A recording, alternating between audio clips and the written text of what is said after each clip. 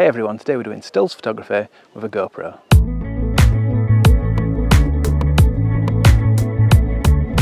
So everyone knows that GoPros are great for video. I use it all the time, but today I'm actually going to be using it for stills photography. So I've come to Brimham Rocks and I'm going to take a little walk around and I'll be talking about using the GoPro HERO9 Black. So there are newer versions now, but all of the main features are in this, and I'll talk about how to use those to take stills photography.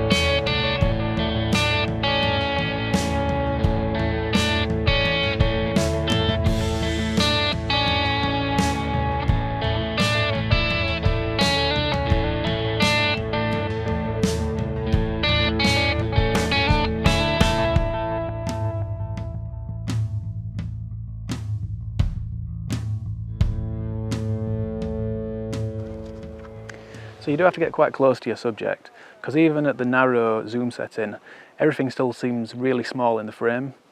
So it's definitely a camera for wide shots.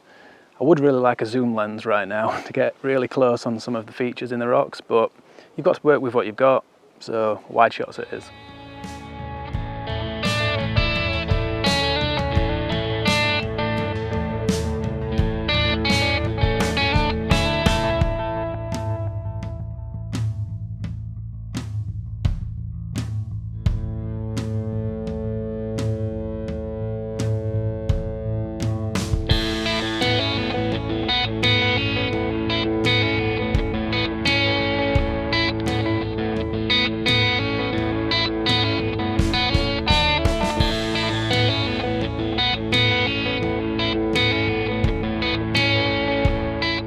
So everyone knows just how small GoPros are. They're super light, you can just stick them in your pocket, take it everywhere, it's fantastic.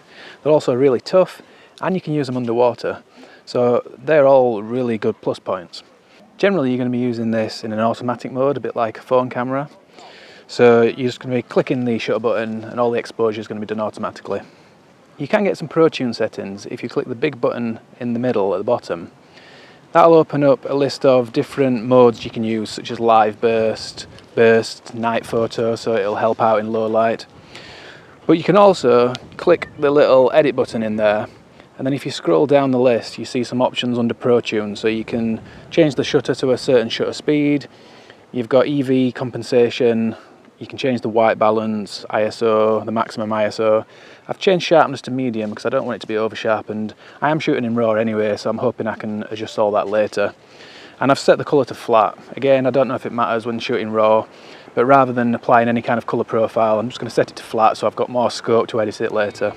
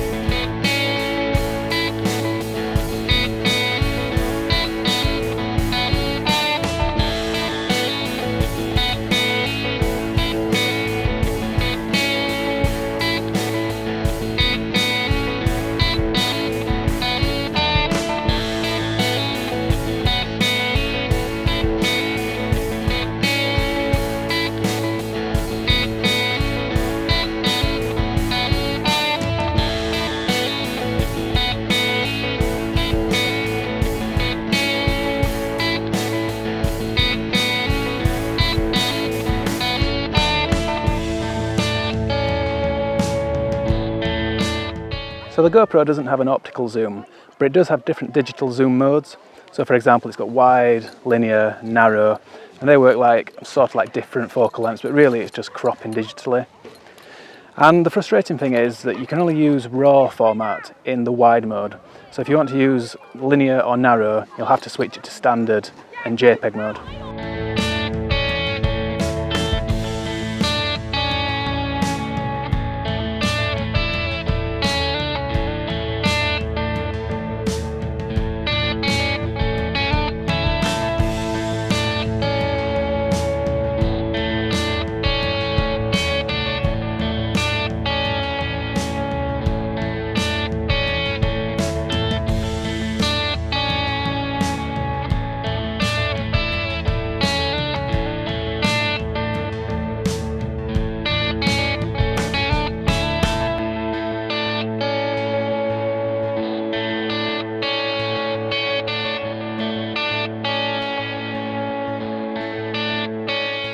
I probably wouldn't be doing this with my Z7.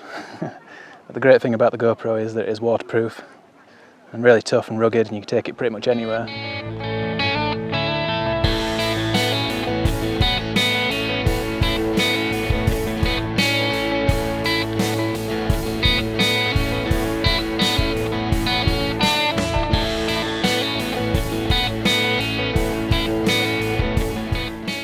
Okay, so it's the middle of the day now, it's getting pretty hot. The light is really harsh. I mean, it was harsh earlier, but it's very harsh now and the shadow's not great. Plus, it's really hot for Otis, so I'm going to wrap up now. I'm going to get back to the campsite, find somewhere where Otis can go for a swim and cool off. And the next time you see me, I'll be at home and we'll look at these images, look at the image quality, and I'll also run through any negatives of using the GoPro for stills photography. I'll see you back there. Okay, we can start by looking at this shot. This is probably one of my favourite shots of the day. This was captured in the widest setting, so I think it's equivalent to around about 15-16 millimeters, and that meant that I could shoot it in RAW. So this hasn't been edited yet. This is exactly how it comes out of the GoPro in RAW format, and we can see from the metadata it's got an ISO of 100. The focal length is 3 millimeters, so that's not the equivalent focal length. That's the actual focal length of the lens, and we've got f2.5 here, and that's something I was a little bit curious about because all the information I've read online says that the GoPro HERO9 Black has a fixed aperture of f2.8, and as you can see this says f2.5, and I've even spoken to somebody at GoPro and they've told me that it does have a 2.8 aperture, so I don't know why it's saying 2.5 there. Maybe I need to update the camera software or something. I am using the latest version of Lightroom, so yeah, if anybody does know why that error is occurring, put it down in the comments below.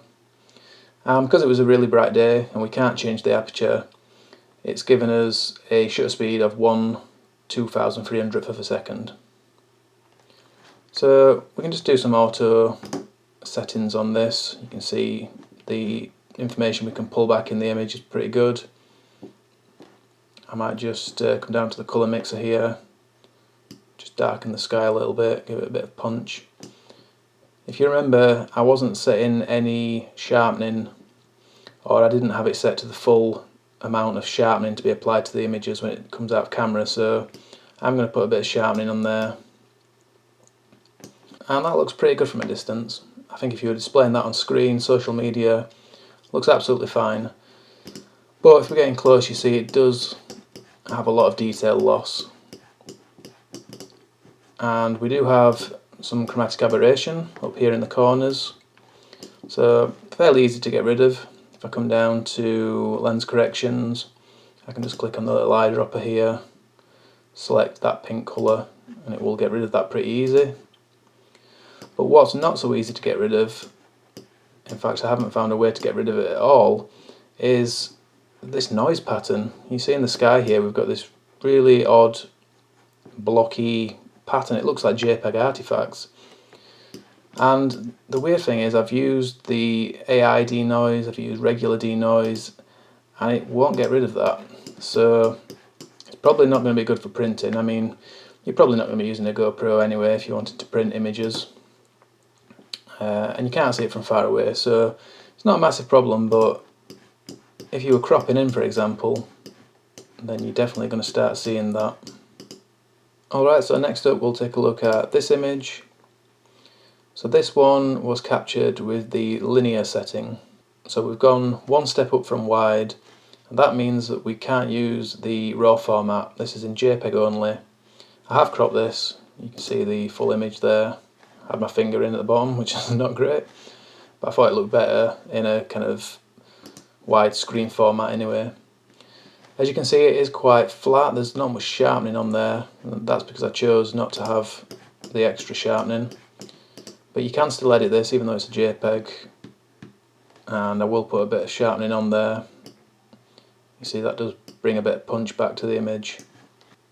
Again, overall from a distance it looks fine. The flowers here in the foreground, reasonably sharp. However, the distant objects are looking a little bit sketchy, particularly the detail around these bushes here, and as we get to the corners it gets even worse. So again, definitely not one you're going to print, but you can get some good results to use on screen. And finally we can take a look at this one. So this was taken at the longest focal length or the narrowest crop mode, which will give you the effect of zooming in the furthest. And it doesn't look too bad from here, but if we zoom in on this tree you'll see there's a lot of detail lost there. And it might have been better if we were able to focus on that tree, maybe we'd have got a bit more detail there, but we can't choose the focus point. I think it's probably focused somewhere around here, and not a lot you can do about that really, other than just keep taking shots and hoping that it might focus where you want it to. And that means that you can't really do things like focus stacking, so you are a little bit limited, but you know the limitations going into using this camera. You know, it's designed for video, it's small, compact, it's not really designed to be versatile like a high-end DSLR or mirrorless camera. But it's great that you can get some images with it if you need to that are perfectly usable online or on screen. So one or two negatives in there with the image quality. But what about using the camera? What are the other negatives of the usability and functionality of the GoPro? Well, for one, it doesn't have optical zoom.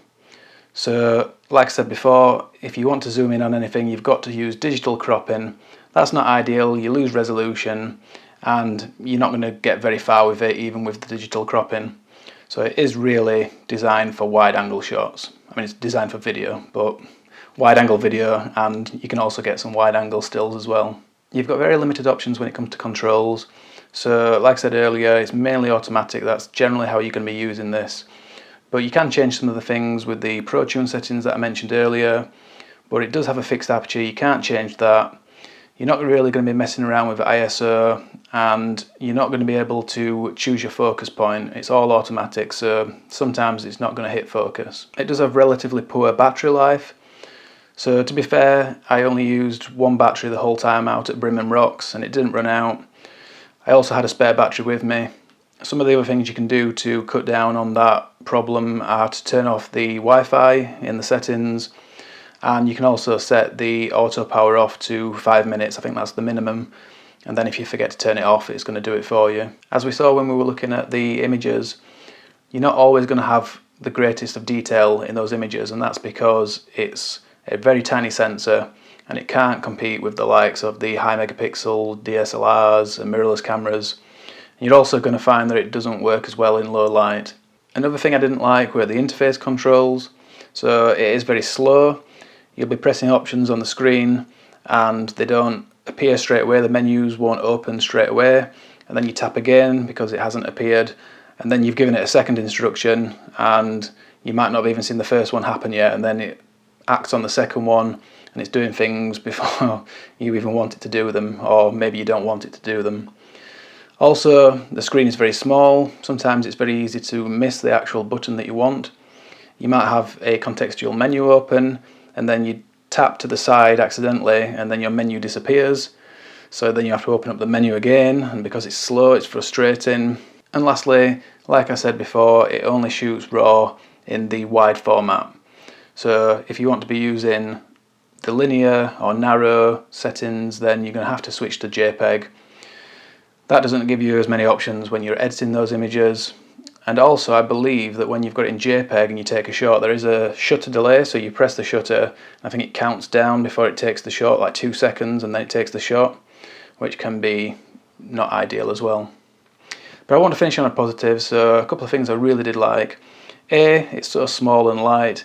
It's great just to put in your pocket, you don't even realise it's there, and you can walk around with that. It's not a burden in any way, and I really like that about any kind of camera, one that you can just put in your pocket like a phone, and it doesn't make up for a lot of the negatives, but it definitely is a plus point. And the other thing is, and it's kind of ironic because it's one of the negative points as well, but because it is mostly fully automatic, you don't have to think too much about your settings. You can really concentrate on your composition and your surroundings. Just really enjoy yourself and not have to think too much. It won't always be perfect, you know, sometimes you won't get that shot, but when it does work, you can come out with a really nice image.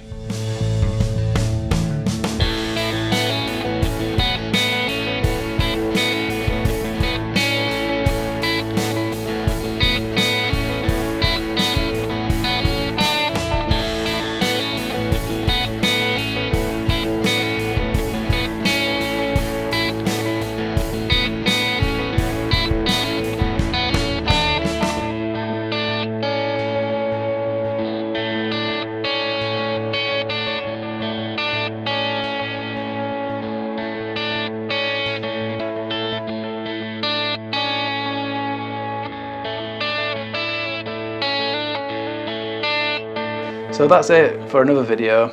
Huge thank you for watching.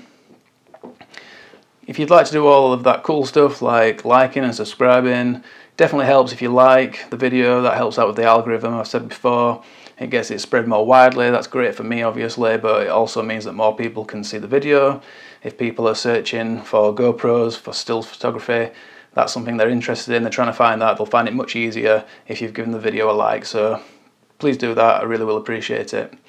And like I said, if you've watched this, if you're a regular, I really appreciate that, as I always say. But if you are new and you want to subscribe, then you can do that by clicking down there on the big red button, or over here on this little picture of me, and that way you'll stay up to date with everything I'm doing each and every week. There's a new video every Sunday morning at 10 AM UK time. So I hope you'll join me next week for the next one. But until then, thanks a lot everyone, and bye for now.